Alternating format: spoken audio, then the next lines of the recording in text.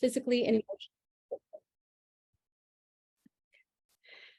Working on oil projects or in factories that manufacture parts used in oil projects often requires physically exhausting work and long hours. Most men work outside, and summer temperatures regularly exceed 110 Fahrenheit. In addition, labor laws favor employers, and workers are legally forbidden to unionize or strike for better working conditions. Some workers in the Gulf face even greater challenges, including not being paid for their labor, not being able to return home when they choose, physical abuse, and injury or death on the job site. Now, workers have hard lives in the Gulf, and they often describe their lives, daily lives to the Gulf to me, with frustration. When talking to workers in the Gulf, workers never told me about making plans for collective action. And this is striking because of the popularity of labor strikes in India today. Indeed, workers recognize they have little chance for success with collective action. And often they have immediate economic concerns that inform their decision to migrate and also mean that they want to keep their jobs. These structural factors, including poverty, reinforce worker precarity. In these circumstances, many workers, even when unhappy with some aspects of their employment, often say to me, "Kya karo," which is an expression that can be used to mean, which means like what to do, and is used often in response to situations that are outside of one's control. On the other hand, from the perspective of managers or company owners, the inability of workers to organize or to go on strike is seen as a positive thing. One Indian woman, Rania, who runs and partially owns a company in the United Arab Emirates, praised the strong laws in the UAE. And she told me, quote, "If men disrupt work, the police come and they go right, and the workers go right back to work," unquote. Now, Rania wasn't alone in her positive appraisal of the police response to labor unrest. For example, Naveen, an Indian human resources manager at an oil company in the UAE, told me, quote, "The greatest thing about the UAE is the strong laws. Here, workers cannot strike and cause problems. If there's any problem at a work site, you just call the police and they come and take care of it. It saves so much stress," unquote. When I asked whether there were more strikes at sites in the desert, given the isolation from the city and thus farther from police forces, Naveen replied, "No, there are none. The police will even come to the desert," unquote. So currently, in the present moment, strikes by workers are extremely rare. So rare indeed that in the more than a decade I've been doing this research, I've only witnessed one. This small strike looked quite different from strikes I've seen in the United States and India, where workers may hold signs, chant slogans. At the strike I saw, workers stood in relatively straight rows, quietly and fully dressed for work. And as they stood, they refused to pick up their tools. After about an hour, a manager emerged from an office and said he would meet with a representative for the workers. Hearing this, the workers picked up their tools and resumed their work. Now, infrequently, there are also news reports about strikes in the Gulf. And one example is 2015, when hundreds of South Asian workers took to the streets to protest unpaid wages. And in response, the Dubai government mobilized the riot police. From the perspective of Indian migrants, the inability to strike is often discussed in connection with surveillance and other security measures at oil projects, as well as the isolation of their labor camps and the general precarity that workers feel while living in the Gulf. From having to clock in and out of project sites to worrying that they will be reported on to either government authorities or government officials if they, quote, "step out of line," unquote, migrants tell me they feel constrained. In popular discussions and in scholarship, the reason for these laws and treatment is often thought to be Gulf Arab traditions or practices. And of course, what is missing from this analysis are ways in which the Gulf is imbricated and deeply connected to global supply chains, management networks, and contemporary capitalism. And this has been pointed out in the work of Neha Vora, Ahmed Khana, and Adam Hania, among others. Despite this story still prevails and was quite popular around discussions around labor in the Qatari World Cup. But for the rest of this talk, I want to look beyond labor laws and laws that restrict strikes and consider how management practices, particularly labor camps in conjunction with security apparatuses, increase worker precarity and decrease the ability of workers to organize. And to do so, I'm going to begin with how contemporary labor conditions emerged from colonialism, imperialism, and oil production in the Gulf. So to move backwards and give some historical background. From the 1940s to the 1960s, oil companies and the British colonial government implemented segregation of work sites based on nationality and regularly intervened in worker agitations with militarized responses. These two processes, which is segregation and militarization, began in the mid-20th century and continued to be relevant for understanding today's labor hierarchies. Oil, as Robert Vitalis's work shows, oil managerial practices, including American managers using Jim Crow policies from the American South to segregate workers. These policies relied on racial classifications to increasingly segment workers based on nationality, and they sought to undermine worker solidarities that had previously cut across linguistic, religious, and national borders. In addition, oil companies and the British colonial government became increasingly focused on national and corporate security, and security became closely associated with control over oil production.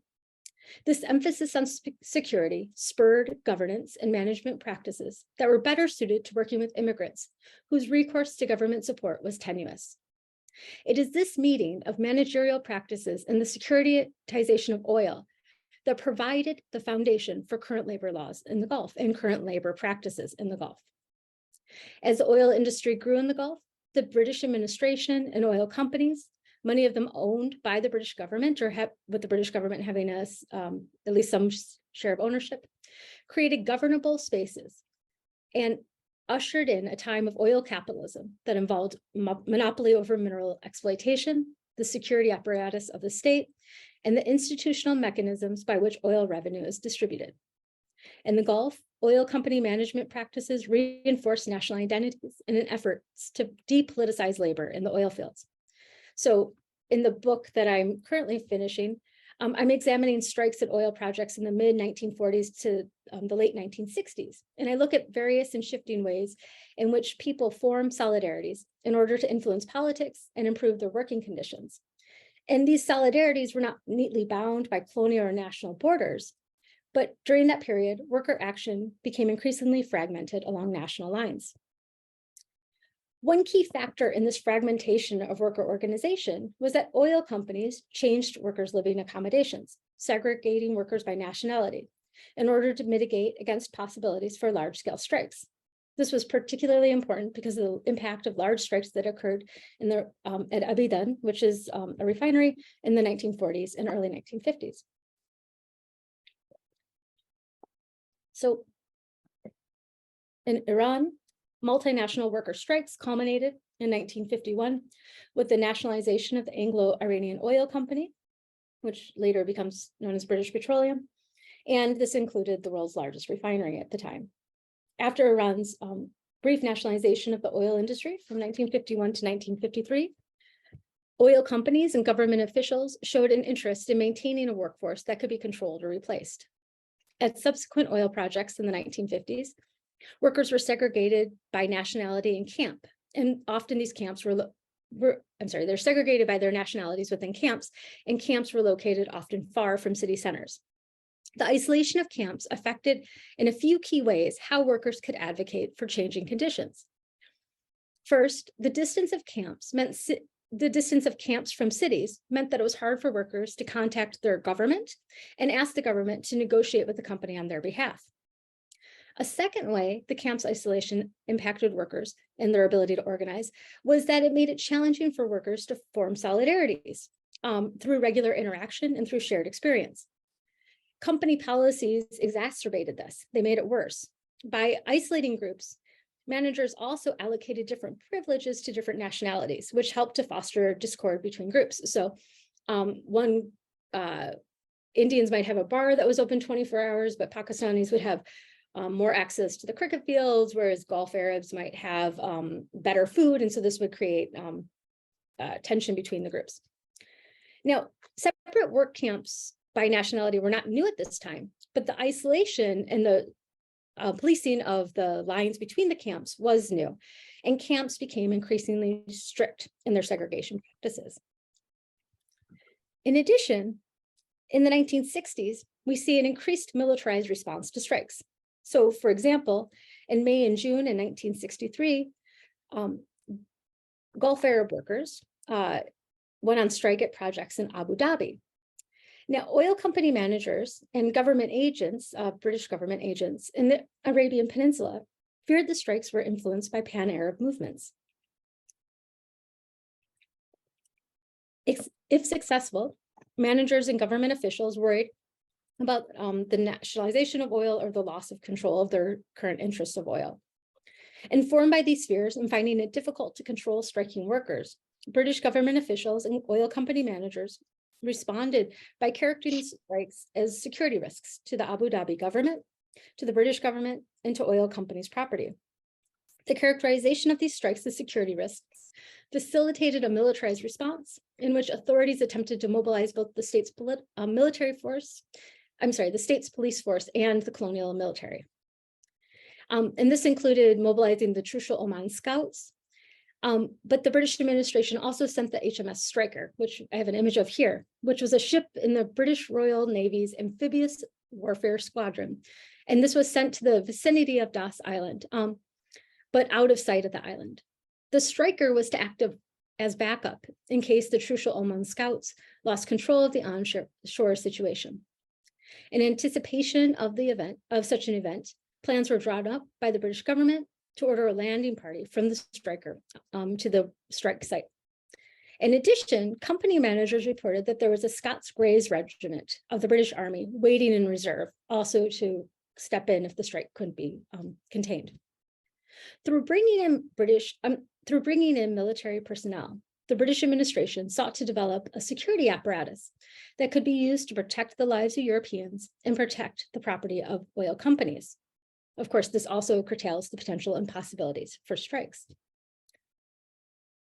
Today, these practices continue, and I just want to point to the isolatedness of the camp. So this is just an image of Abu Dhabi with some of the main camps, and what I want to point to is that they're far outside of city centers, or often not inside the city center. And then this is a window, the view taken from a dorm window or one of the labor camps in Dubai. In the present day, anthropologists often engage with camps as spaces built by states to contain or control populations. In the Gulf, many laborers live in camps that are segregated based on nationality, gender, and race. These camps are grouped together in the Emirates, and every morning company buses arrive to take workers to their various work sites. The two companies that I have conducted the most research with, most ethnographic research with, contract with companies that own these dorm-like buildings to house their workers. The companies pay a fee per worker that's housed there, and this fee includes electricity, water, cable television, and meals.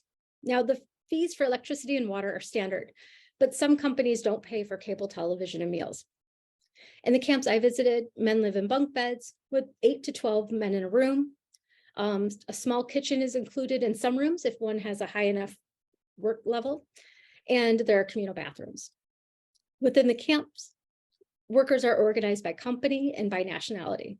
Sometimes within nationalities, people are further grouped by their religion. As one American contractor explained to me, his company, quote, tries to split people based on religion. This avoids conflicts, suits religious beliefs, and canteens are there to suit dietary needs. Of course, people can go and eat in other areas, but this is very unusual, unquote. And what I want to point out here is he's obscuring how the segregation of the camps is a management technique to prevent larger worker action. Workers are also excluded from other social spaces in the Gulf cities, and this is workers walking home in Dubai. And what I want to point out is that they're on their own sidewalk path that's separate from the where other people would walk in the area. So camps are outside of city centers and separate from restaurants, beaches, and shopping malls frequented by upper and middle class residents. While workers may travel to the city, they are usually aware of discrimination. This means that while buses may run between camps in the city, they are often underused by workers. In part, this is because small shops around camps provide many of the workers' daily necessities. But it is also because of the discrimination workers experience in public spaces in the Gulf and the security regimes. So here we see social isolation in which migrants live their daily lives in the racialized labor hierarchies that dominate social interactions in the Gulf. In these hierarchies, South Asian laborers fall near the bottom. Racialized hierarchies are reinforced through daily interactions, wage discrepancies, legal practices that favor employers, and social separation. Migrant laborers from South Asia and Africa are not alone in this system. Race and nationality and class informs one's experiences, and workers from many nationalities experience discrimination, often reinforced by the strict regulation of space. And for example, as work by Jane Bristol and Michelle Buckley have shown, groups of laborers walking in the city are often seen as gangs. These racialized hierarchies are reinforced by middle and upper class residents of multiple nationalities. In addition, workers internalize these hierarchies and avoid disrupting them for fear of the consequences, which could include arrest, physical harm, or deportation. These security practices, according to Nura Lori, are how the state attempt to mitigate the risks of large expatriate populations, thought to be rooted in criminal threat of migrant laborers, and also in a threat to Gulf Arab values. Public fears map directly onto laborers and poor migrants, who most often come from sub-Saharan Africa or South Asia. Such security measures work in conjunction with isolated camps and have the impact of further precaritizing workers. So,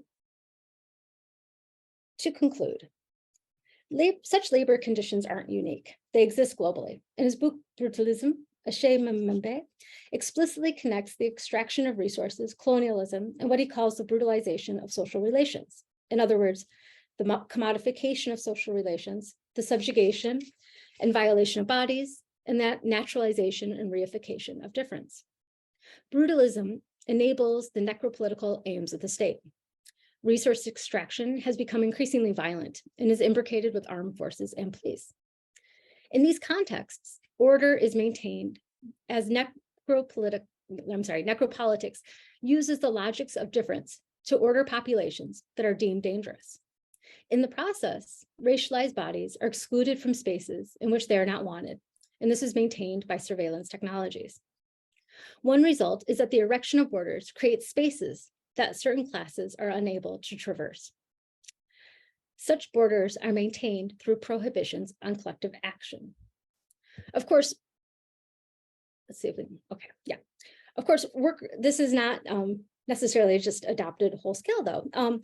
Despite these aims of the state, workers do not neatly follow the boundaries set by corporations and states. So this is an image taken from an abandoned camp in Sharjah, where I spent time in 2010 and 2011. Abandoned camps were places where men who had been employed by a company were living, but they didn't have electricity or water or food because the owner of the company for which they had been employed had left the country. Often the workers had not been paid for any of the time that they'd spent working in the Gulf. These workers were stuck in the UAE and they had nowhere to go. They had no money and they were reliant on individuals at other camps for food and water. And worker support wasn't limited to helping individuals of the same religion or the same nationality, but rather groups of Bangladeshi, Indian, Pakistani, and Filipino workers all coordinated together to support each other. In India, too, returned workers collectively organize across linguistic, religious, and caste lines in order to put pressure on the Indian government to support workers who've been abandoned, and for the Indian government to blacklist companies that have abandoned workers. These collective actions disrupt the isolation created by contemporary neoliberal capitalism and offer examples of collective practices that have the potential to disrupt the logics of containment and security states. Thank you.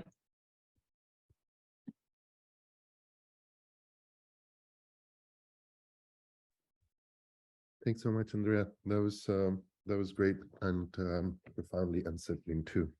Okay, we're going to move into our next speaker. Munira? Yeah. Hi. Thank you so much, Andrea. Let me just share my screen.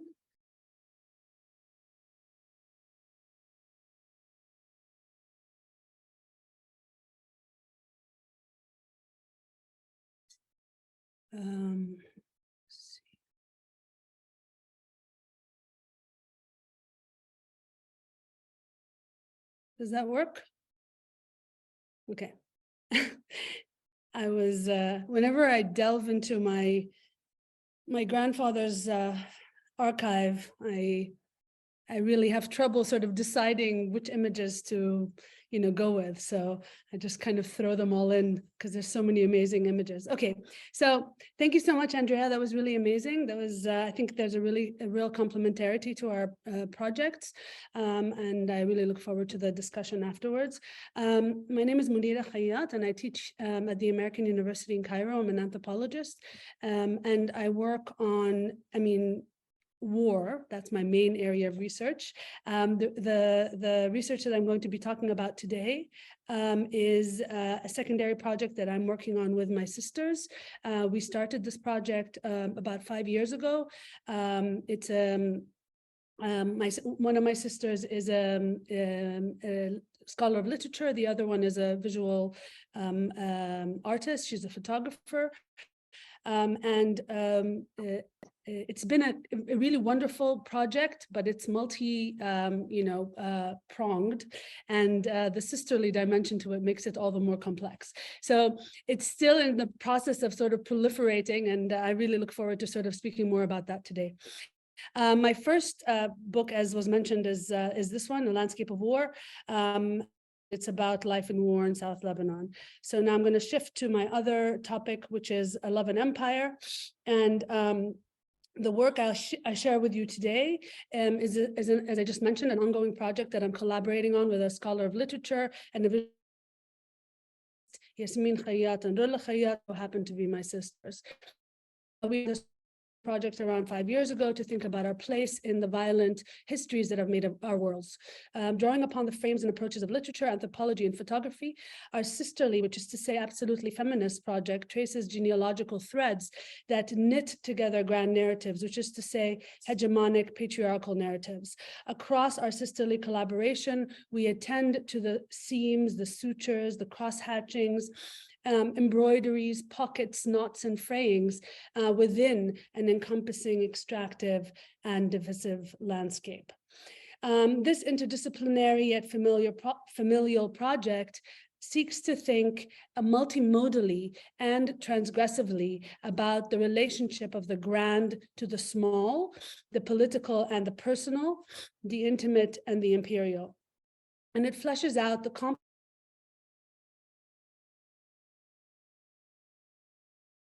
ambiguous and mostly obscured and elided lived life worlds of overseas US empire. These pockets of American empire span the globe, and they're not made visible or narrated, or at least not enough. We contend as granddaughters of empire, as also in present empires, that these hearts are not simply hearts of darkness.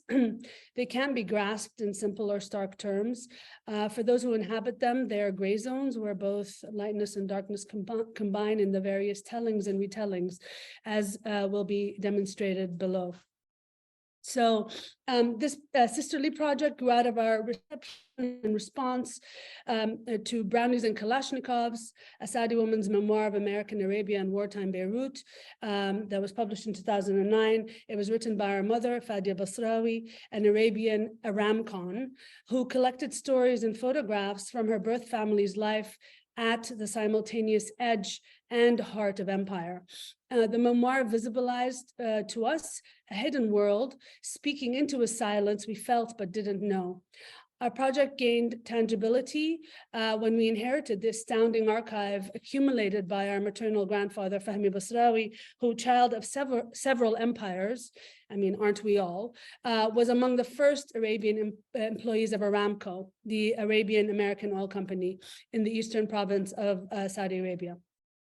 Aramco is one of the most valuable companies in the fossil fuel dependent capitalist world and the source of America's special relationship with Saudi Arabia, our mother's homeland, and thus to us as her daughters who remain caught in patriarchal national structures, it is a motherland and a heartland of sorts. So our mother's memoir brought into view our mother's silent story as a child of American empire to us, her children, and most of that story had been obscured in our growing up years in Lebanon during what is called the Lebanese Civil War, but it was also an imperial contest between the USA and the USSR, where American empire manifested in very different ways than our mother's childhood world, in much less benevolent ways, right? The unsettling recognition of the shards of the imperial that were lodged deep in the viscera of the intimate of us, right? Can only be thought of as ambiguous and can only be grasped as both imperial and intimate at once. So how do we understand this? What can we call this lived and embodied space analytically? How do we recognize it, embrace it, theorize it, and center it in the stories that we tell? This is a strange yet familial space that this work endeavors to illuminate and to hold by way of hidden archives that powerfully inventory and thence narrate the intimate traces of history as lived. So centering such archives brings into view subjugated knowledges, elided subjectivities, forgotten times, hidden spaces, unexpected affects, stories untold, animating large swathes of history, writ small. So in 2018, my sisters and I published a preliminary article on this collaborative work entitled Pieces of Us, The Intimate as Imperial Archive. And we're currently crafting an expanded work that sheds new light on a relatively unaccounted for world that exists in this particular overseas pocket of US empire. A world made by oil. It's a startling, all but hidden space of empire tucked in the Kingdom of Saudi Arabia. We access and understand it as an intimate space, familial and familiar, genealogical. So not only is this project challenging because I'm working on it with my sisters, but it's also significant and subversive for the gendered and generational handling of the intimate and candid photographic archive of our grandfather that counterpuntily disrupts the jealously guarded narratives policed by patriarchy, powerful states, and transnational corporations. And this topic was recently wonderfully handled by Rosie Bashir in her book, Archive Wars. I'd just like to say that I asked my sisters to join us today because they're my co-authors and my collaborators in this project. And I think that they're there. One of them is in transit and the other one is dropping off her twins. So I hope that they'll also be able to join the conversation at some point. So my sisters and I attempt to parse the complexity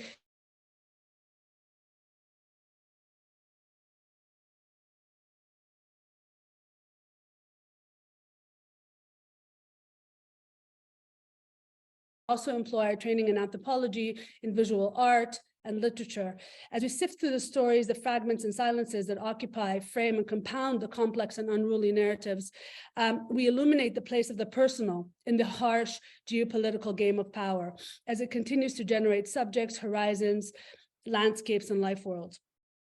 What we seek to analytically explore and to lovingly examine is this searching of empire to the intimate and its manifold manifestations in tangible and intangible strands of being and belonging, and how these strands continue to curl through the spaces of our lives. So most of the research that went into this preliminary work was not ethnographic in the sense that we didn't go to Aramco. We engaged mostly with archives and personal stories, gleaned from our family, and hopefully we would like to. I mean, in the sort of the growing of this project and developing of it, we would like to be able to access archives beyond the extraordinarily intimate ones that we have been working with so far. I'd like to turn now to the story as it is told. Fadia, our mother, writes her father's story as he narrated it to her.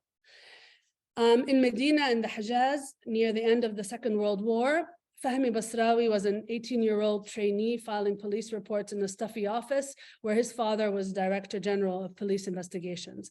Fadia writes her father's words. One afternoon, I came across an ad for jobs for single Saudi men in an oil company in the Eastern Province. No one really knew much about it, except that it was run by Americans and that it was the only job outlet in the country. I thought, why not? It can't be any worse than here. So I went to be interviewed by the local recruiter. All the recruiter wanted to know was if I was literate. He placed his hand on my shoulder, looking very relieved, and said, okay, Fahmi Basrawi, we are going to hire you as an English teacher. A teacher of English? But I don't know a word of English, I told him, completely baffled. Never mind, he reassured me. We will teach you. And he offered me a salary twice what I was making as a police department clerk, $35. The new job outlet that my father referred to was, of course, Aramco. Those are my mother's words. Fahmi turned up the next day at Aramco's recruitment office, and he was taken to a truck stop where Aramco received its supplies from the Jeddah port, and he bought a ride to Dhahran to start his new life. He rode across the desert atop sacks of wheat in the back of a pickup truck with two others, the driver and an armed Bedouin to fend off Bedouin robbers. The trip took 13 and a half hot, dusty days with bread and dates for sustenance and water from the oases that they passed through. Half the time was spent bouncing atop sacks of wheat and the other half digging the truck out of the sand. Fadia, our mother, describes her father's arrival in the early vestiges of Aramco, the lucrative oil fields where the Americans had set up camp. Upon arrival, Fahmi jumped off the truck with immense relief and looked around for his welcoming committee. Sure enough, the staff of the school were there, two men, Vincent James, who would become Fahmi's mentor and Dhahran school principal, and an Iraqi translator, Wadia Sabbagh, who also filled in as part-time secretary and part-time instructor. Both men were standing outside the main administrative building of Dhahran, known then as American Camp, on what was to become Main Street, then a wide, unshaded desert road, rutted with tire tracks of the heavy-duty desert trucks parked nose to pipe rail outside of Aramco's headquarters, the modern-day horses of America's new oil cowboys. Fadia, our mother, paints a vivid picture of her father's entry into this new world. The dream he was sold was quickly dashed when he met with its starkly segregated reality. Upon arrival, he encountered the Jim Crow divisions of the camp that would define his relationship to his American employers. As he walked down the road, flanked by two older men to his new living quarters, my father's spirits rose. In his parched and disheveled and hungry state, he saw a dream come true. A group of neat bungalows with air conditioning units jutting out from each house. Ice water tanks and a communal mess hall completed the dream. As he quickened his steps in that direction, Wadia Sabbagh put a gentle hand on his arm, stopping him. That's American Camp, he said. It's for the American employees only. He pointed in another direction farther down the road. Our camp is there, Arab Camp. The camp he was motioning to consisted of starkly barren rows of tents and barestis, wooden pull frame abodes with dirt floors and woven palm frond ceilings and walls. It was the non-American bachelor housing camp, teeming with a multinational workforce. Signs pointing to the entrance were in Arabic, Swahili, Urdu, and Italian. And two more things, Wadia informed my father. You are to address the Americans as sahib, or else a chunk of your paycheck will be subtracted as punishment. The same punishment applies should you drink this ice water. It's only for the Americans. We drink this. And he pointed to a well with brackish water. So the image that is on the screen illuminates this infrastructure of a Manichaean world, of colonial racist practices and spatial logics that Frantz Fanon describes in The Wretched of the Earth, and that also reflected American imperial practices in Arabia. This world, quoting Fanon, this world divided into compartments, this world cut in two is inhabited by two different species, end of quote. Arab Camp actually housed a multinational workforce and had entrance signs multinational workforce. Sabbagh explained to Fahmi that the Italians who lived with them there were remnants of the Italian army, 2,000 of them who were stranded in the shambles of Mussolini's retreat from Eritrea in 1941. The Italian engineering corps were employed immediately to design and build the major administrative buildings for Aramco, and despite being Europeans, could not share quarters with the Americans. Fahmi had not been expecting such blatantly unequal treatment from his new employers, and particularly given his urban upper class background, but this was the situation on America's Arabian oil frontier. Bob Vitalis argues that US imperial projects, far from being exceptions, should be understood as extensions of the racist, violent, and segregated expansionist projects and labor practices that shaped capitalist industrial modernity in the United States. Moreover, such imperial projects were similar in praxis and logic to French and British racist overseas colonial ventures. In Saudi Arabia, Vitalis writes, American oilmen and managers recreated the world of Jim Crow in Tehran and in the satellite settlements and pipeline stations across the Al-Hassa province. Norms of separate and unequal rights and privileges structured work and life inside the camps in the 1940s and in the 1950s, end of quote.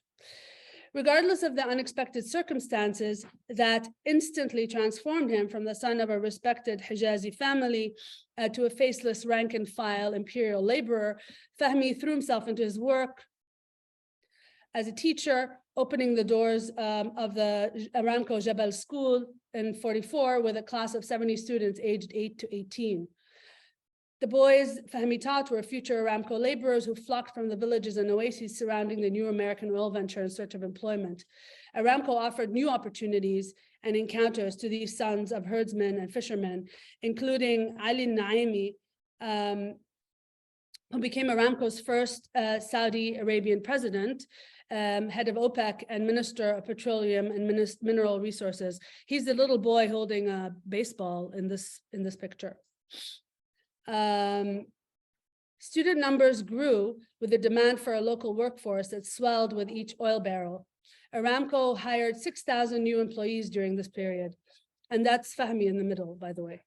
Fahmy's job was to teach new recruits rudimentary language skills in English before they entered the subaltern workforce as office boys, waiters, houseboys, and refinery workers. Fahmy's main early challenge was to school himself in the art of schooling others in English, managing to stay 2 or 3 lessons ahead of his class. But Fahmy's malleability as an employee and an imperial messenger and an interpreter became apparent to his Aramco employers, who recognized him as cut from a different cloth than the local Bedouin worlds they needed to infiltrate, exploit, and control in order to take the petroleum and minerals that they desired. So they groomed Fahmy to interface with the locals to build the human machinery of resource extraction.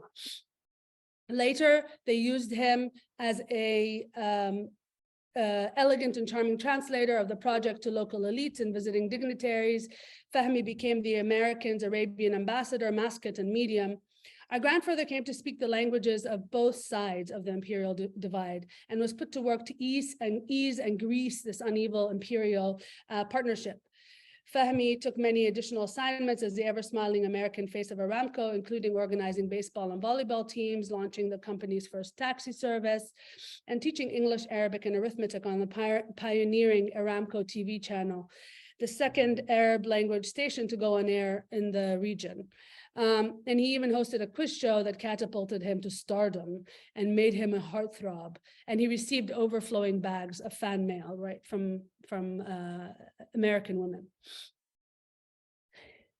Fahmy wore his pleasant television smile on public relations tours of Aramco's oil exhibit, which the corporation designed to inform Saudis about their major natural resource.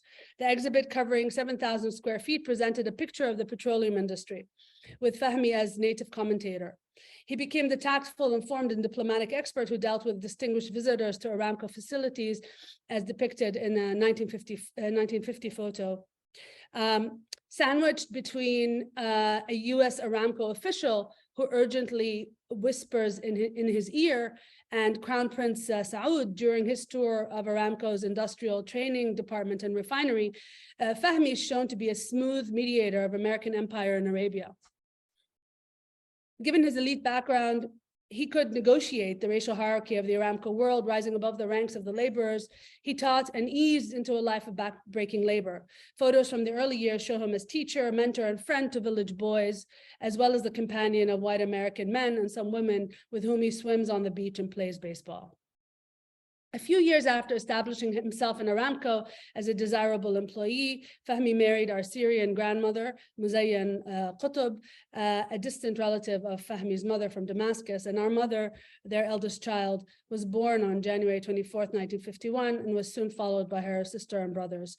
As the infrastructure of oil-based empire and its technologies of extraction and refining proliferated, Fahmy began a lifelong love affair with photography, to which he devoted most of his free time.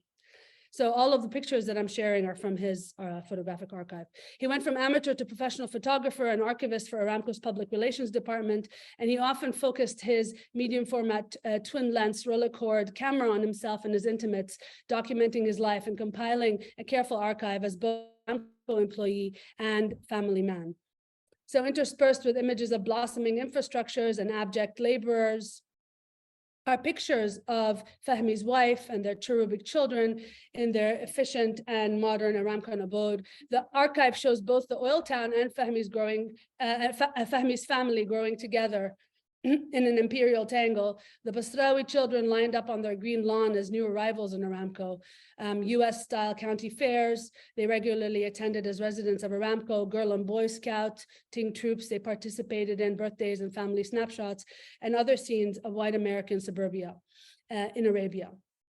These family images reflect the domesticated dimension of imperial settings. The archive also includes representations of Fahmy's work world, massive oil refineries, dignitaries, dirty and dusty laborers and trucks and on oil rigs, school children, and him as a dapper Aramco TV star. As Fahmy developed his photographic skills,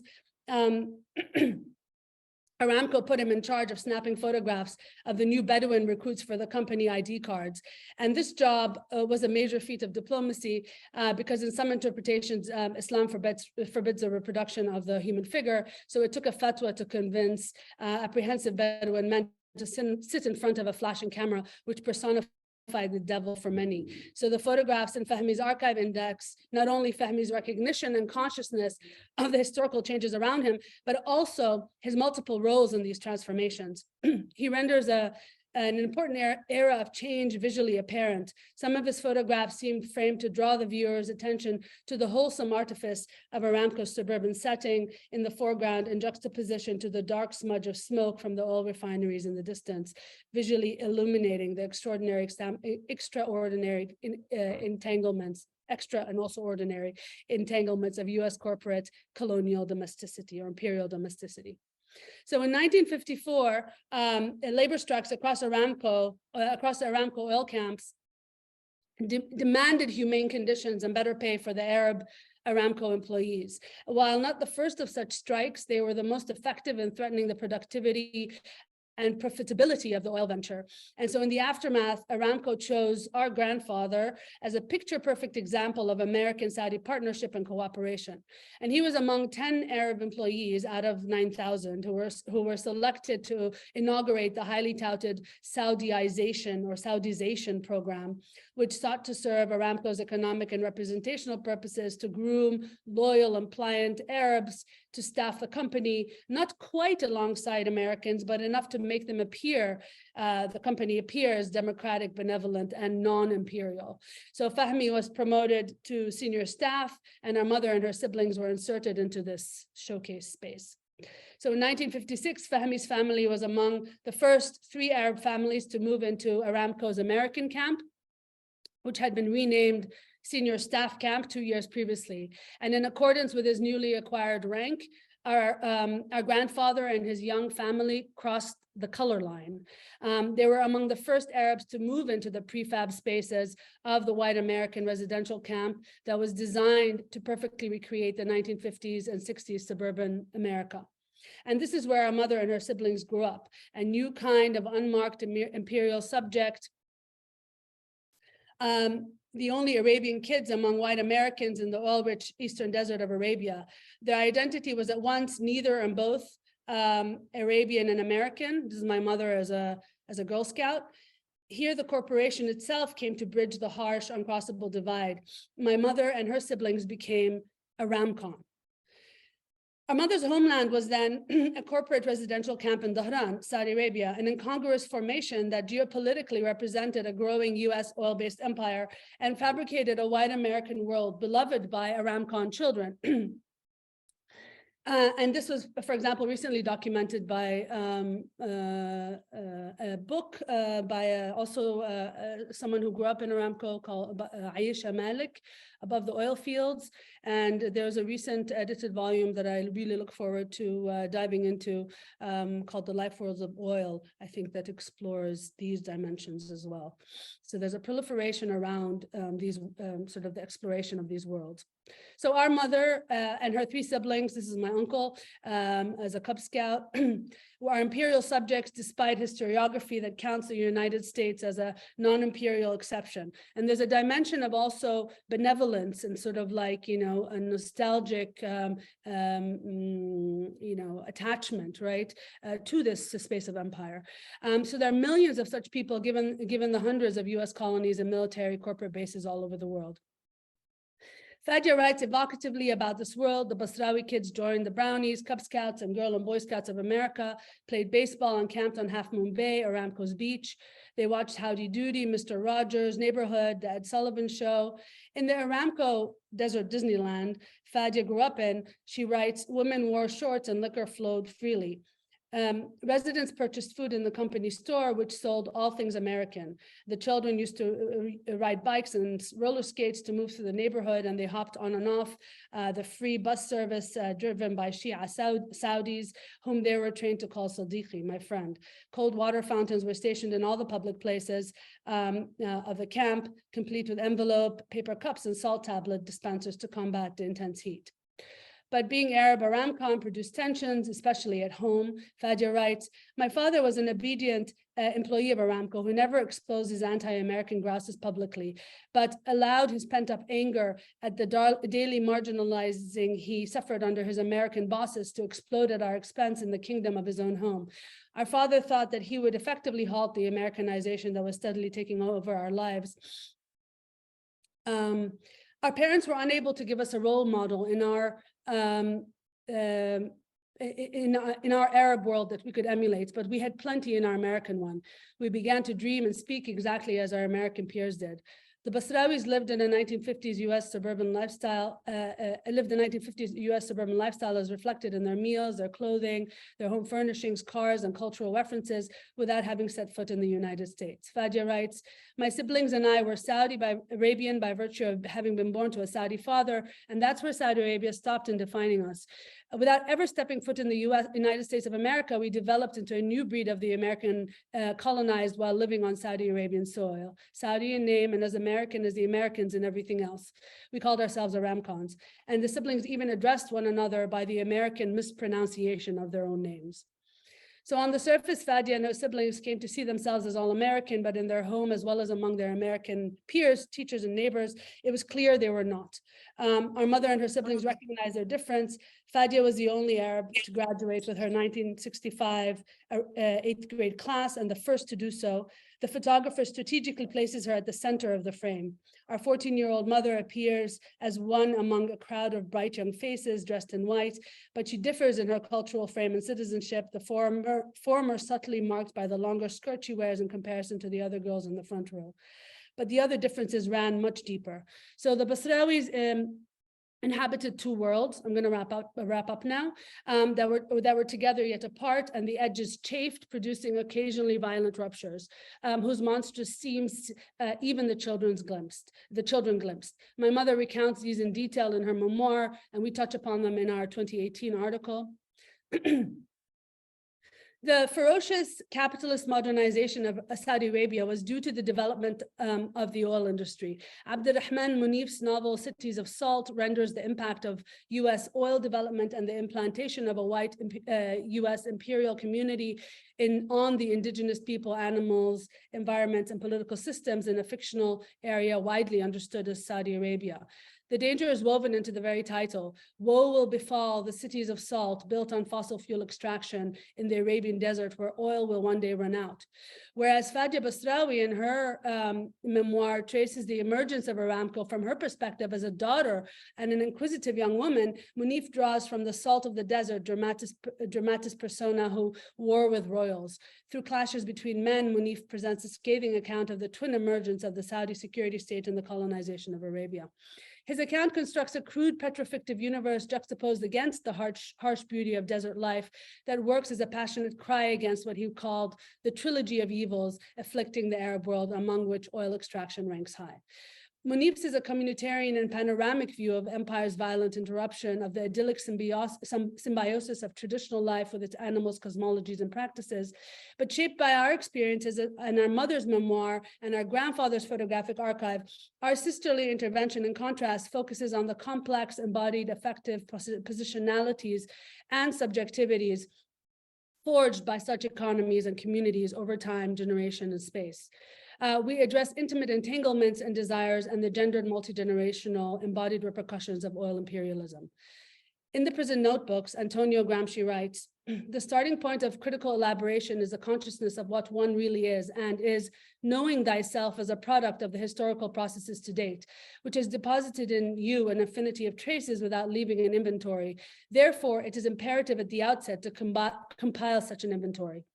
This sisterly work is an attempt at such an inventory, a feminist reading of history against the archival grain and against patriarchal national imperial structures and infrastructures and hegemonic narratives.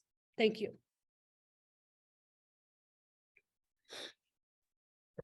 That was amazing. Thank you so much, Munira, and to all your sisters. And I wanted to maybe welcome both of them. And I don't know if they're around and they want to maybe say hi. But maybe, yeah, there they are. Yasmin and Rula. Hello. Hi. Hi there. Hi. How are you doing? Dear. Yeah, that was great. That was hello. Hi, Rula. Sorry, I'm in transit, so I'm not going to turn on my video, but hello, everyone. Hi. Yeah, congrats on the piece. We're really looking forward to see what comes out of this. I think I'm just going to make a couple of comments. I'm really excited about this work because I was telling Andrea at the beginning that I've been trying to. I come from geography, looking at infrastructure work, and it's been a few years since there was kind of like this realization that for so much work in the discipline, particularly of geography, on infrastructure, there has been very little work done on actual workers building these infrastructures, whether they were energy infrastructures, transport infrastructures, or any kind. And I was coming at this by trying to think and look at colonial footage. I was trying to think about who is it that has built these infrastructures, where do we get to recover the histories of these people, and how do we do that, particularly of those that built this scaffolding of empire in the early 1900s. And so I've been looking at, enormous amount of footage, colonial footage, of what I've, been able to put my hands on. And when I went back to Palestine and focused on Palestine, which is the place where my work is centered, I was really surprised to see that in Haifa, which was this like industrial center during the British Mandate, during the colonial British Mandate in Palestine from the 20s till 48, there was very little actual footage and imagery of Arab workers. So there's like enormous amount of, the Zionist sort of like imagery, but very little, and I still haven't been able to find much where the Arab features as compared to many other places. So in that sense, I think both presentations are really amazing at trying to sort of focus on the question of labor by, in the case of Andrea, doing this really important ethnographic work that goes beyond state and corporate archives. And in the case of Munira, by looking at this, magnificent family archive, which is just yeah, out of this world. And so, but I also thought that it was really interesting to think about the spaces. It seems both presentations, no, get at the question of the spatialities of labor, no, whether it is the camps and the spaces and you know, it's very clear in the picture of Munira, no, that picture of how sort of split that camp is. And it also makes me think about I don't know if you're familiar with the work of Joan Flores Villalobos, that has written this book called The Silver Women. Her work is focused on the construction of the Panama Canal.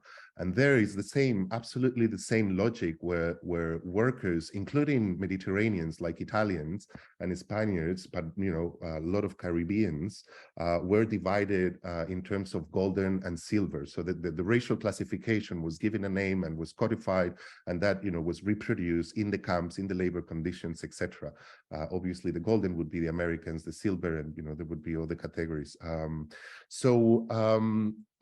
Yeah, maybe just one question, Andrea. It's always seems to me very complicated to get at the stories of these migrant workers, and so I was just wondering if you can maybe say something more about the challenges of doing this kind of work that you've been doing, and with Munira. I just wanted to, I mean, I have a lot of questions, but I just wanted to hear more about this sisterly sort of production of knowledge, and if maybe you guys can share a little bit of how you guys going about it, and where do you aim to take this project, and how you want to take this project forward. And I'll leave it there. Maybe you can hold on to those, and maybe we can take a couple more questions. If there are questions, let me see. I wanted to actually jump on your question, Andrea. Okay. Because actually, that I had the same question. I was really amazed at the possibility of access. I mean, it's an ethnographic project that's working with laborers in these very protected, I think, work environments, right? And maybe defensive work environments. So I was really curious, and I'm just gonna, you know, piggyback on Omar's question, but I just would like to, you know, ask more specifically, you know, if you could talk about, you know, the challenges of access and what you were allowed to know and how you were able to navigate that, because there's also, I mean, there's a racial divide, but there's also a gender divide, right? And most of those camps are, you know, all men, right? So I'd be really curious to hear about, you know, the tricks that were, or the ways in which you sort of were able to sort of, you know, transgress these difficult boundaries. Fascinating. Yeah, maybe. So while we wait for others to ask questions, because I'm not seeing any hands besides a question that has been posted in the chat, maybe we'll leave you some minutes to think. And then maybe Andrea, you want to go and respond to that, and then Munira, and then we'll take, okay, and then we'll take the questions that are coming in. Great. Well, thank you so much. And thank you, Munira, for such a great talk. I have a question for you about hearing about your grandmother and her experiences, if you could share. So yeah, no, research was difficult. When I began research, I thought, well, I'll just show up at a recruiting agency, and recruiting agencies act as middlemen between people who are Indians who are looking for jobs and companies that want to hire Indians. And of course, nobody at a recruiting agency wanted to talk with me because they assumed I was like, either I was writing an expose for, you know, a human rights magazine or a journal or something.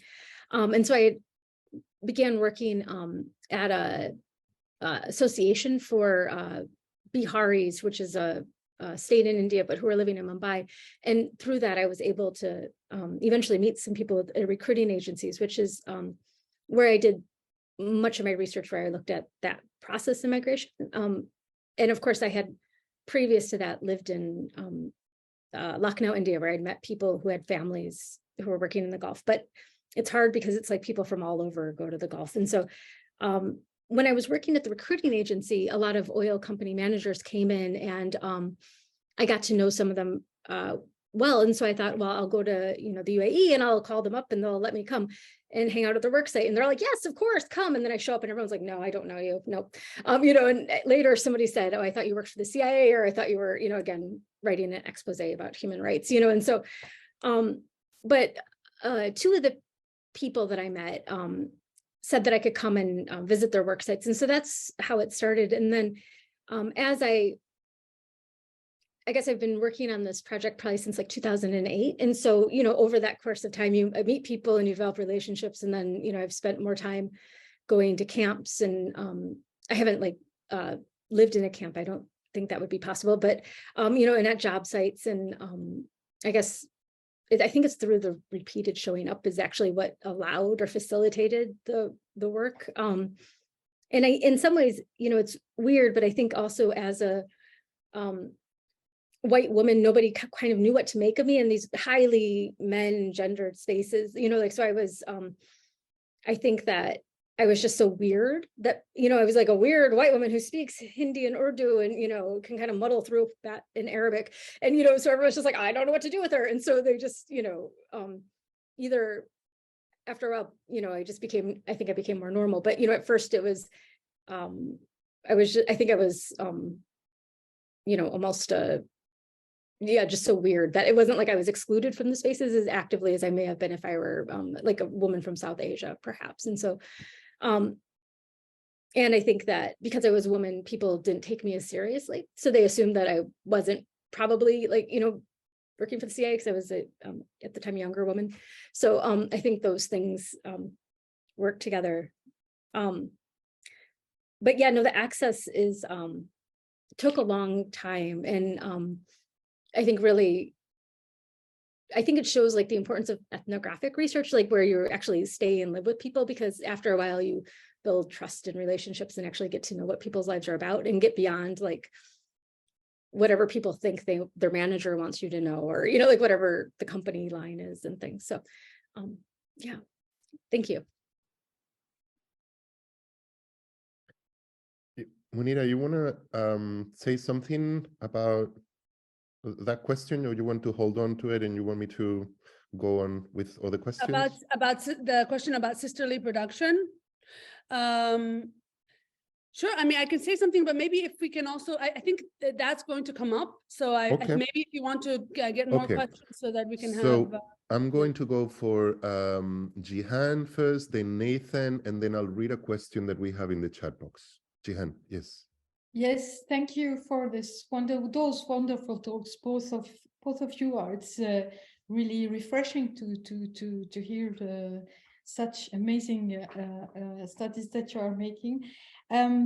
First, I want to ask Andrea. You talked about pan-Arab movements during the strike during the 50s, and the temporality that you offer is like that you studied is also the temporality of the Arab world. That means and for Munira also 1948, 1956, and we see that the Palestinian question is also inside or in filigrane in your studies. So my first question is for Andrea. The Palestinians came to work in oil in Kuwait and replaced the Indian workers when the British went from Kuwait. And when you studied in the 50s and the 60s, did you, and you talk a little bit like very briefly of the Pan-Arab movements, did you sense a political shift when the Palestinian refugee problem was born and they came to the Gulf countries? Was there any Palestinian political shift in the strikes? This is for the first question. The second question is for Munira.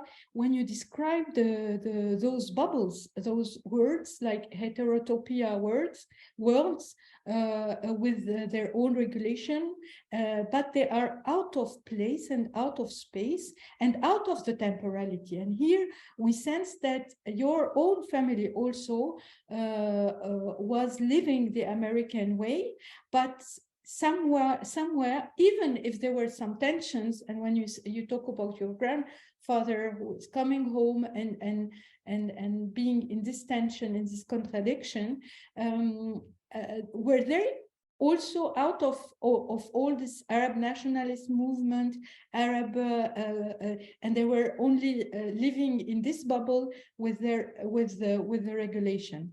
And thank you again. Thanks, Jihan. Nathan, you want to go?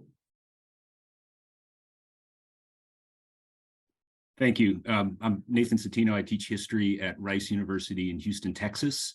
And hello to Andrea. She and I were both part of the 2019 NYU Abu Dhabi conference that resulted in the volume Life Worlds of Middle Eastern Oil. We each have a chapter in it.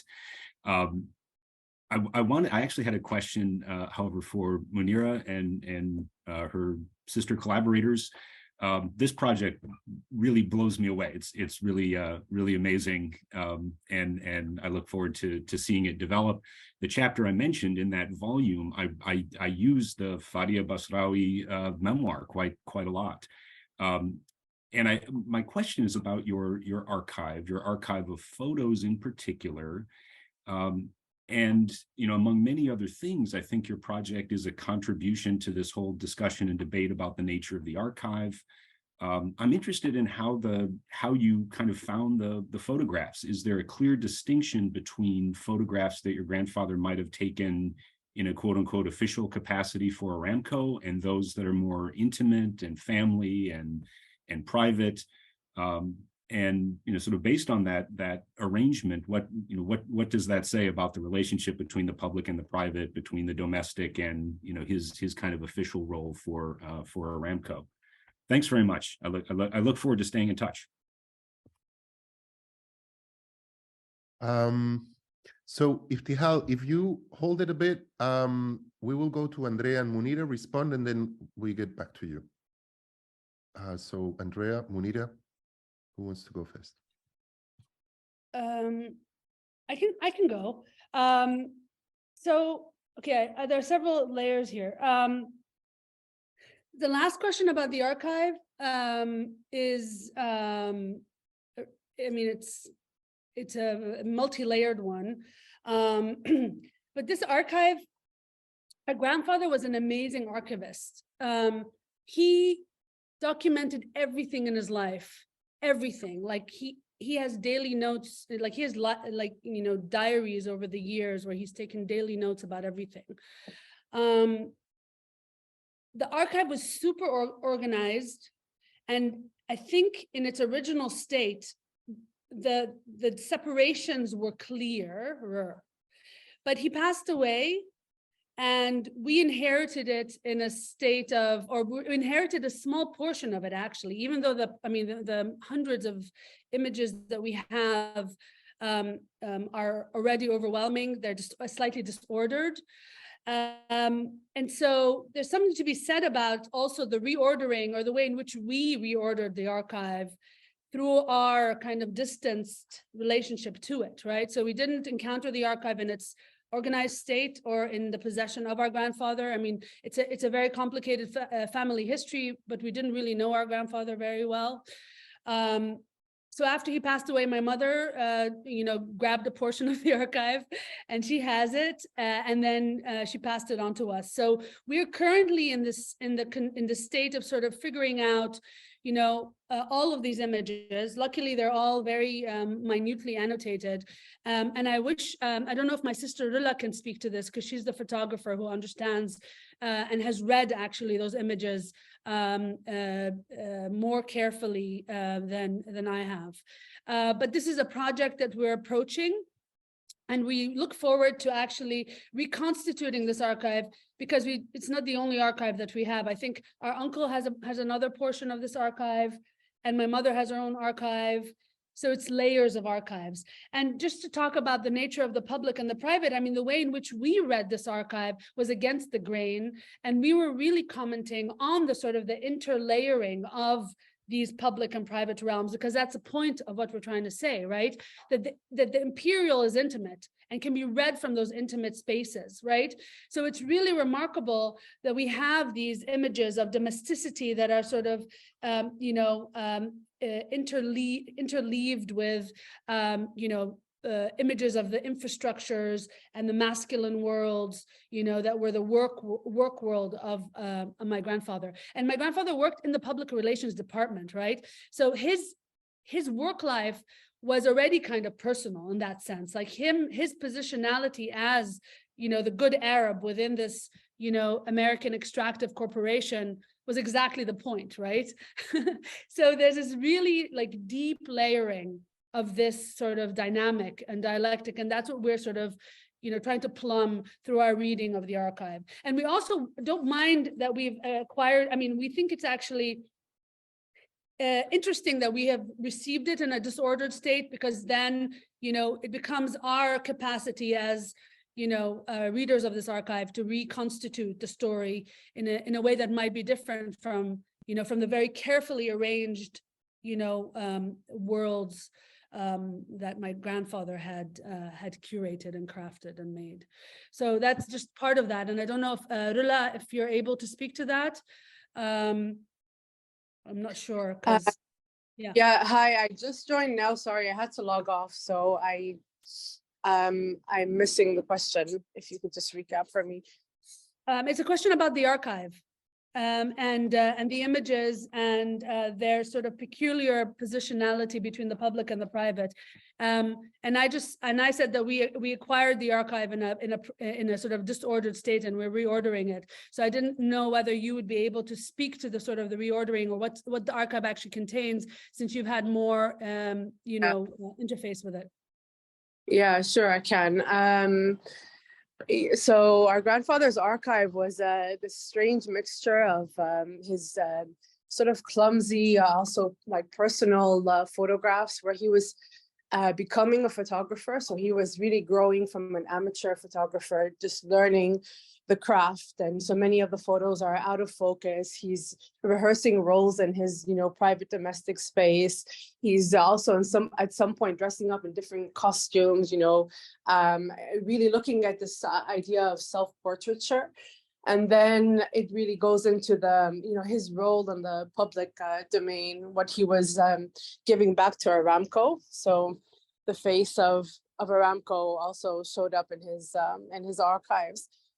So there was this strange mixture of, those very personal, almost funny images with the growth of the empire, where you could see some images of local Bedouins just discovering oil and just surrounded by sand, and then those big monstrous oil tankers occupying the landscape. Also, a few of his images were used as letters that he would send across, the geography of the Middle East to his family in Alexandria, some in Syria. And the backs of the photographs, he was an obsessive archive. So he used to write, he used to document everything that was happening in the photograph, as well as like write poetry and just speak about the very mundane day-to-day things that were happening around him. Yeah, that's just a deeper insight into his archives. There's just so much to it, and it's endless. It is. And also, this archive is, the larger project is actually even larger than Aramco in Arabia, because, like many families from the region, our families are connected in the metropoles of the various sort of, spaces of the different empires. So we have family in Damascus, and we have family in Alexandria, family in Cairo, and in Beirut, and in Saida. And these are all sort of connected through the various archives that we have access to. So, but that's another story altogether. And then thanks so much, Rilla. That's amazing. And Yasmin, I don't know if you wanted to also weigh in. There was a question about sisterly production and what it actually means. If you want to address that, I would just like to say at the outset that it's so productive, but it's also very hard. On many levels, right? So I don't know if Yasmin, if you want to speak to that. Yeah, sure. So sisterly disciplines. We all work on the same topic, varying iterations of it. So definitely was a bit like herding cats when we started working on this project at the beginning, and gathering together different threads and seeing the same thing from very different perspectives, also on the kind of pecking order of siblinghood. I'm the eldest, so I'm the boss. So yeah, it's the way that we viewed the way that we received our mother's stories vary too. And this is the part that I'm interested in, the narrative aspect of it. How she narrates empire from her point of view, how we receive it as a generational remove, the memory deposits. What do we read her narrative as? Is it a memoir? Is it historiography? Is it literature? Is it anthropology? There's so many different layers to her own telling of the tale, and what part of it is her memory or his memory, this sort of splicing together of histories, is where I'm interested. Definitely Munira is more on the anthropological side, and Rula is delving very deeply into the archive of his photographic archive and reordering them and sort of making sense. So we are very conscious of how we intervene when it comes to how we display and narrate his own archive. As Rula mentioned, it was in different state when we accessed it, and it is sort of fragmented too. It's in different parts of the world. So there's also a familial, let's say, it's a quest to put the parts together and make this story make sense to us. So that's sort of the backstory, or let's say behind the scenes workings of our collaboration. It's a many-headed monster. That's all I'd like to add to that. But that's what makes it interesting. And I think it also says something about the disciplines in which we work. I mean, we need not be so, boundary conscious. So. No, absolutely. Yeah, thanks both Rula and Jasmine, and also Munira. Andrea, you want to? Yeah, no, I'd be happy to. It's yeah, thank you for the question about Palestine and the question of Palestine and Palestinians. And, I think what's really interesting, there's a couple of things that are really interesting, because of course, around the same time that,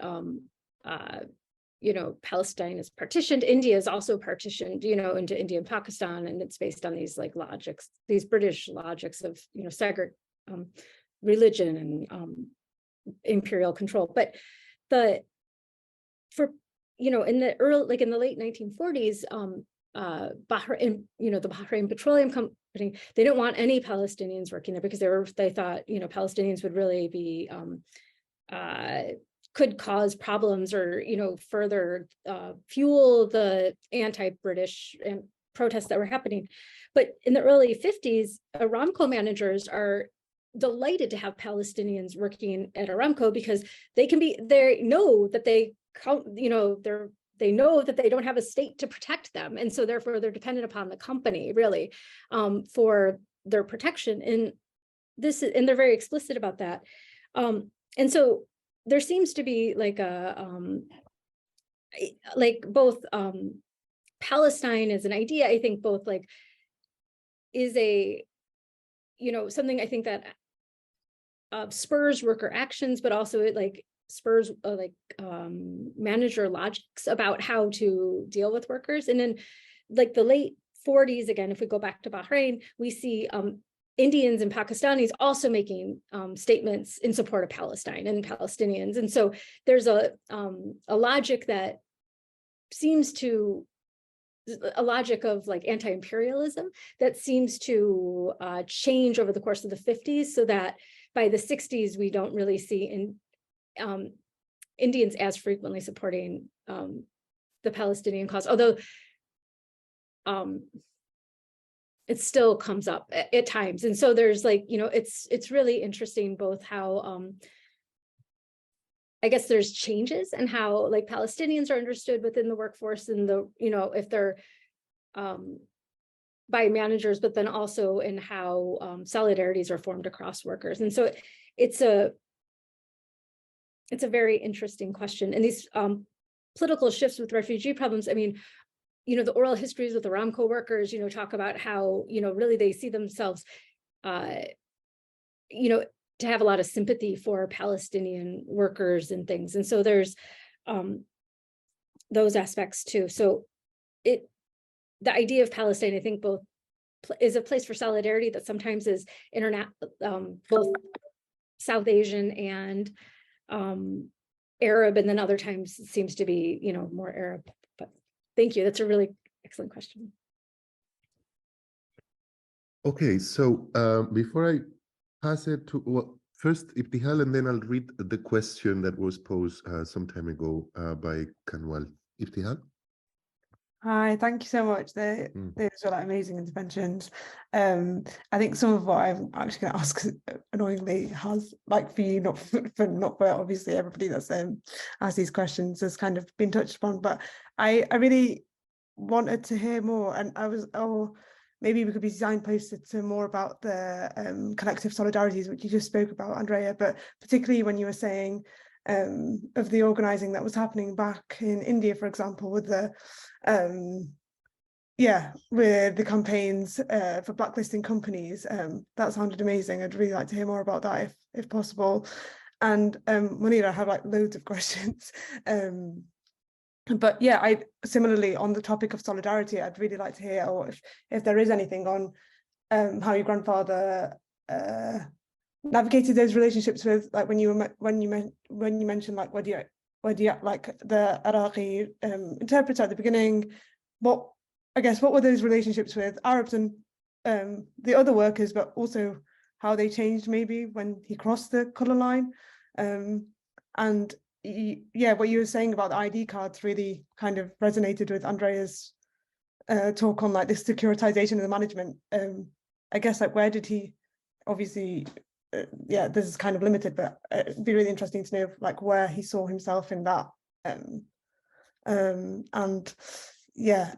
more of a personal thing, but like with this archival style of research, how is it perceived in your wider family? Is it something that's like welcomed? Is it something that's like contested? But yeah, that's maybe it's something that you don't want to speak about, but those are just a few questions. But thank you, those amazing interventions. Thanks, Ibtihal. Let me read this question by Kanwal. She says, thanks both for this rich work and thanks to the organizers. It is uncanny how the two pieces spoke to each other. I would love to hear both Andrea and Munira comment briefly on how nationality intersects within or sits within the dynamics of a racialized and classed workforce, both in the way workers are organized, but in terms of nationalization of the sectors and labor disputes and responses to them. So that would be the second question. So, floor is yours. Should I go? I wanted to also just speak to the question about Palestine. I mean, Palestine was all over the successful labor strikes in Aramco, right, of the 1950s. I mean, those were the Palestinian workforce that entered, Aramco after the dispossession of Palestine, after the Nakba, basically gave the abject Arab laborers who are not necessarily radicalized or really thinking about the sort of their labor as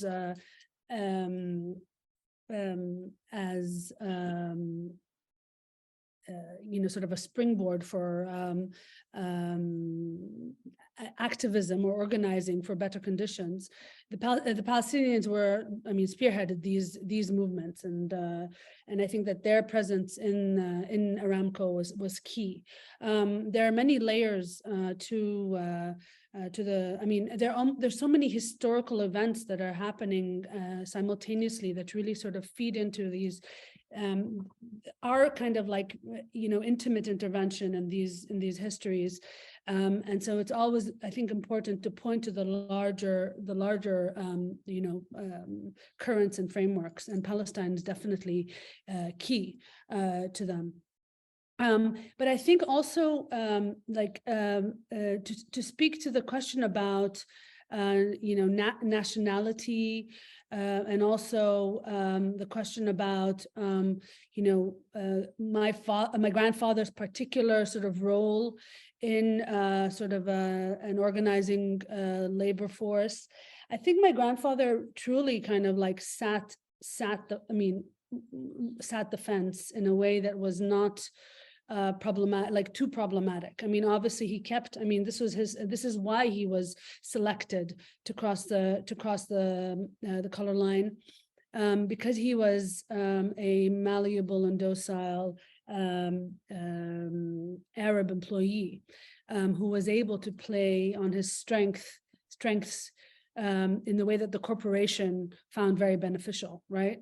So, and he stayed, I mean, he was employed by Aramco at the age of 18, and he stayed with Aramco until he retired. So, of course, he was very much involved in these movements. He wasn't, on the front lines. And of course, he had his own, my mother writes about this, but this is also something that I would like to access more of. I mean, we're still in the beginnings of sort of really delving into these worlds.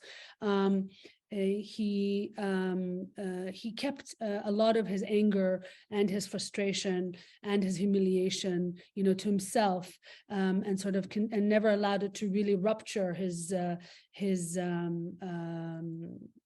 rupture into the space of his employment as often. Although there are stories that my mother recounts that see him standing up, for his Arab identity, right, as an employee of Aramco.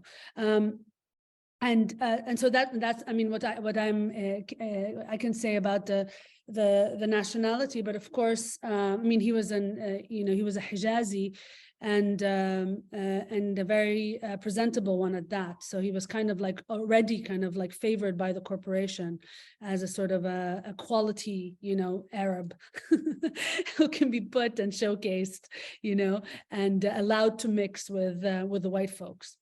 So there's all these different layers, right? Intersectional layers of sort of gender and race and class that sort of come into play that need to be always attended to, right? And I just wanted to also, there was a question about, I mean, gender, and of course this also, pulls on the sisterly rereading of history that me and my sisters do. And the question of, there was a question about my grandmother, who was from Damascus, and her role. And of course, the gendered component of these worlds was very, was stark, right? And she was part of the whole, wives scene. But she also kind of, as a Damascene, coming from a very, dense, urban, middle-class Damascene environment, moving to this rather sort of rigid, regimented, and also kind of like empty social world in Aramco. She also kind of made that space her own in ways that my mother narrates was like counter to the way in which white wives were supposed to behave, so she would befriend the bus drivers, and sort of also reached out to the local, to the local sort of Saudi worlds that were beyond the perimeter, beyond the perimeter fence. And my mother narrates those stories, and those are stories that I would love to be able to access. I think I touched on some of the questions that were on the table. I'm losing track, but if there's something that I didn't address that you would like me to, please remind me, but I'll give the floor to Andrea. Thank you. That's so fascinating. So to answer the nationality and racialized labor and class question, I think that so one of the things I'm trying to think through in this second book was like how how do people, like, how does race become developed over the course of the 20th century? Like, so, you know, taking race as a, you know, category that's, you know, the hierarchical category that's, you know, constructed in a historical and cultural context out of colonialism. How does, you know, how do people understand themselves as racialized or not? People, or also how do they identify as part of their nationality, particularly given this rush post World War II of, you know, the creation of new states. And I think that, you know, there's interesting ways in which the both like corporate practices and state practices that, you know, divide people by nationality in many ways reinforces this sense of, you know, people having a nationality, you know, and this is happening while Indians are all like living in a camp. There's also Indians who are actively donating to separatist movements in India, because India is not like an already given entity, but rather is something that's, you know, has to be constructed hegemonically.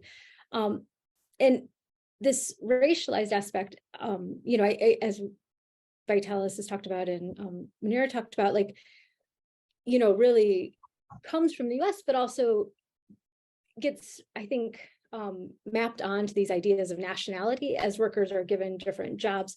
And these ideas of difference, I think, become increasingly salient as people do different tasks, interact with each other less. And so instead of these really, you know, as we see in Iran in the, you know, 40s, we see strikes that are interlinguistic. You know, they have Arabic, Farsi, Hindi speaking workers, Urdu speaking workers. We have, you know, Hindus, Muslims, you know, everyone striking together. And this is really very different than in the 1960s, you know, where we often have strikes that are largely sometimes by Indians, but often by local workers. But even then, in 1963, the strike that happens in Abu Dhabi, workers are striking because some workers from Yemen are fired. And so there's this way in which the logics or the boundaries that are drawn by colonial governments, you know, that are supposed to separate states, don't actually play out in the lived experiences of workers, even after, even while they're often being read as being nationalist strikes or independent strikes. The thing that instigates it, you know, is could be, you know, Palestine, but also could be workers from other places. And so I think it's really interesting to think how, you know, under nationalization or nationality and racialized hierarchies are being constructed at that time. And I think this also leads to the question about like the solidarity and the organizing in India. And what I think is what's very fascinating about this is it's often groups of people who are returned from having worked in the Gulf. And so, you know, the men who are going as like unskilled laborers often don't have a high school education, and, you know, but they often connect across communities, often on social media, WhatsApp, and come together to, like, if to put pressure on the government. And this often, most recently, comes to the fore if a worker dies while in the Gulf, or if they're so if a worker dies in the Gulf, or if they're injured in the Gulf, and the family isn't given anything because it's hard to ask a company for financial, I guess, pay if you're if somebody's killed or injured. And so these groups like will go and protest outside of local government buildings, trying to get the government to intercede on behalf of the family who perhaps a family member has died. And so here, you know, again, we see like the logic of the state being, you know, reinforced, the idea of like Indian nationality, the Indians coming together and asking the Indian government to fight for them. But it also runs counter to the logic of the Indian government, which wants to imagine migrants as entrepreneurs who are, you know, making a calculated economic decision about going abroad or not, and largely and ignores like the poverty and the discrimination based on religion and caste that really underpins a lot of the people's choices to migrate. And so instead of saying, oh, yes, we're all individual entrepreneurs, it says, no, the state actually has to protect us. So there's like a push against these neoliberal trend in which the state is going. Okay.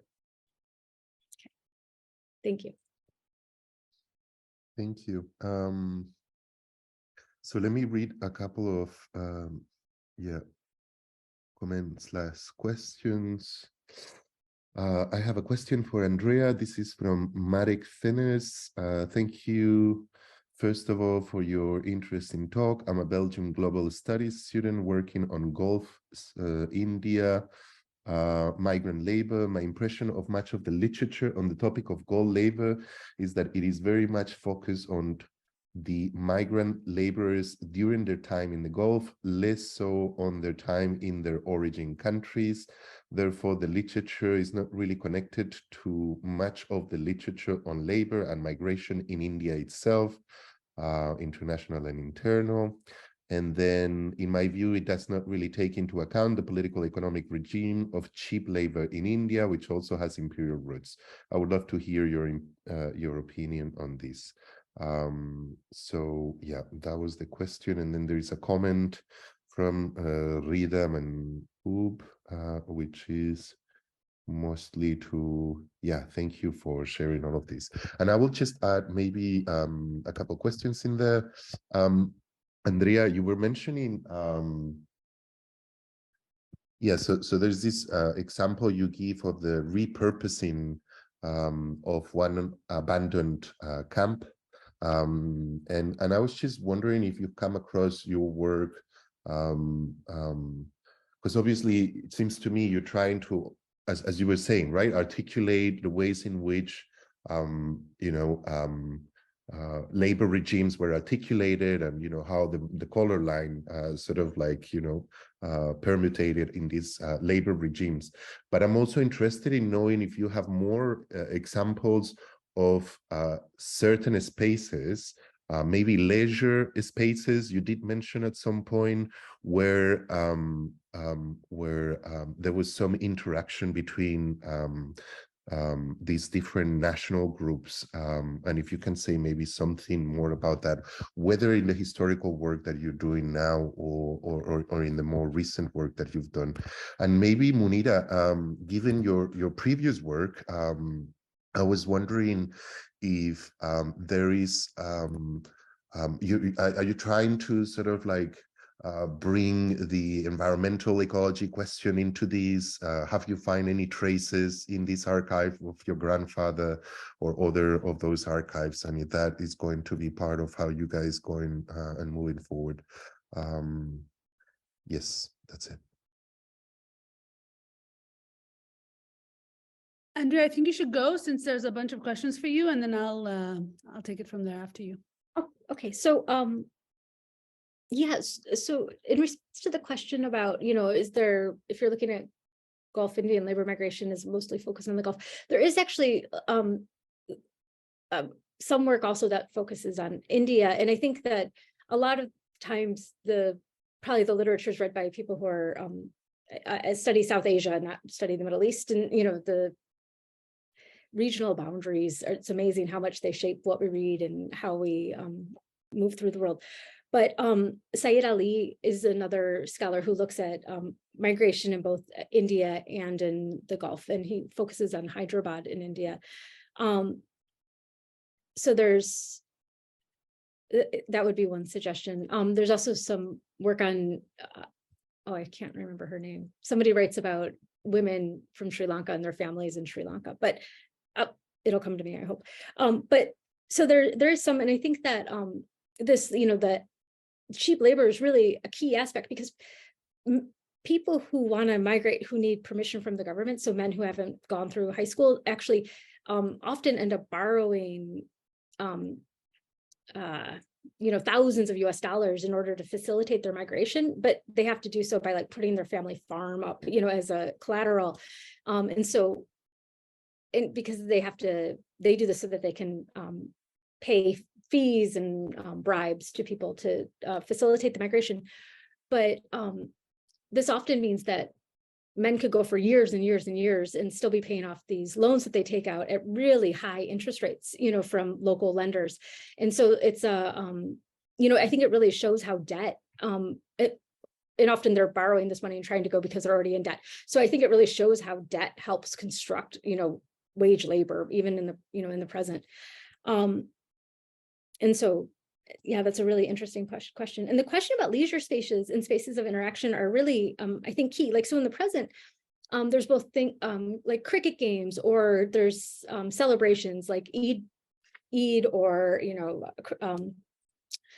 sometimes like OMAM, which is I guess the South Indian holiday, so more exclusive. But so there's these moments where people do come together and interact. And cricket games, I think, were one of the big ones where I saw people from, you know, many places, or soccer, American football, what Americans call soccer. Football, you know, is another place where people would really interact a lot. Although historically, and a little bit today, there's a little bit of attempts by company managers to keep groups separate based on their nationality. And their argument is because it creates friction between the groups.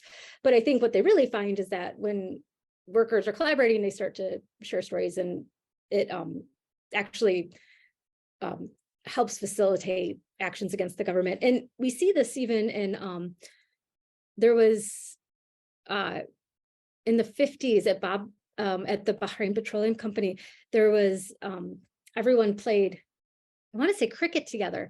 And this actually like influenced some of the strikes that happened, and actually influenced also how labor laws were being written in Bahrain after these strikes in the 50s. So leisure spaces are really, I think, rich. I mean, I think similarly to what Munira is talking about with like the intimacies, these intimate spaces, which leisure is not the intimacy of the home, but they're these spaces that we often get lost in, you know, official histories that, but are really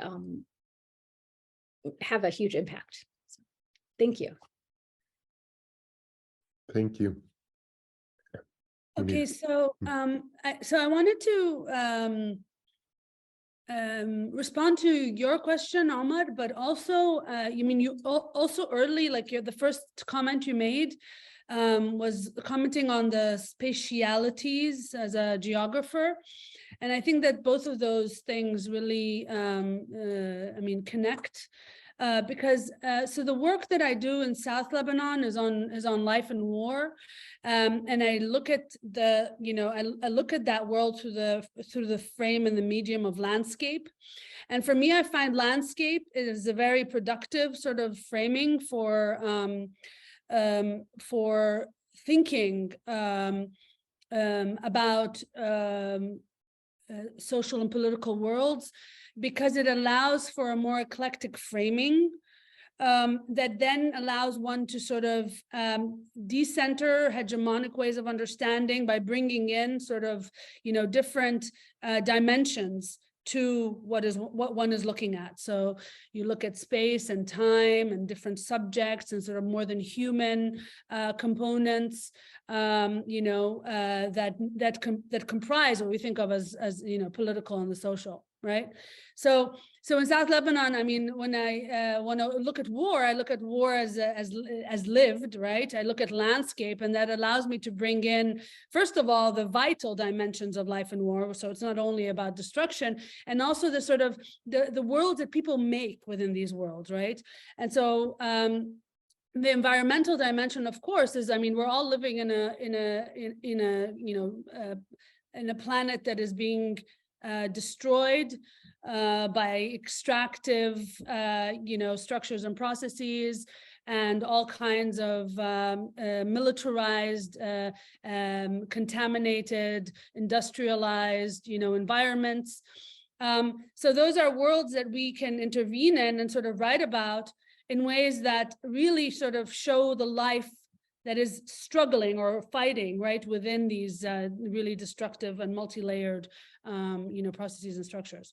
So that's the kind of the spatial sort of dimension that I work with in South Lebanon. Of course, my perspective on war, similar to my work, to me and my sister's work here, is an intimate one, and I insist on sort of looking at it from those worlds. I'm blessed or cursed by, you know, being an inhabitant of those worlds, and I have very heavy heavy, baggage when it comes to, my, I mean, these historical processes are never irrelevant to anything that I've lived. And I can, if I want to talk about my relationship to my father, right, this is actually very much strung up in the sort of, the nation state, for example, right? And these are kind of the interventions or the entry points that I'm really interested in.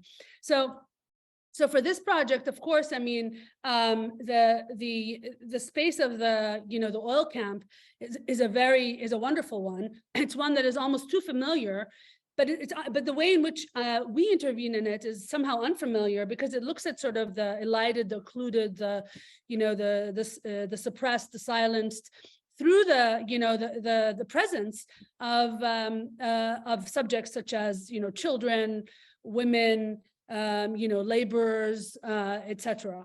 And I insist also on this ambiguity, because also, I mean, these life worlds, even though they're bad and they're evil and they're destructive, and they're bringing bring about the end of the world soon, they're also places where lives unfold. And so when you actually engage in those worlds from that perspective, you come up with a much more nuanced sort of understanding of how people put up with this in the first place, right? It's not to normalize or to justify or to say it's okay, but it's also a way to sort of really kind of access the lived dimension, which is always more complex than sort of hegemonic or meta narratives or sort of even common concepts allow for. So that's how I would link the two projects in terms of spatialization, but also, the environmental humanities or the environmental sort of like component to it. And I insist also, I mean, of course, these geographies are all interconnected, so for example, it just so happens that my mother was, brought up in Aramco, but my father is from Saida, which is actually one of the points of where the tap line that brought the oil, to the Mediterranean Sea, that was then, loaded onto tankers and sent abroad, the endpoints there. So those infrastructures, I mean, life burgeons and sort of like proliferates around them. And then it's really interesting to see how these intersect with like older kind of like structures and intersectional like dimensions and more than human worlds. So you get the picture. It's really complicated, but there's so much to look at. So, yeah. Excellent.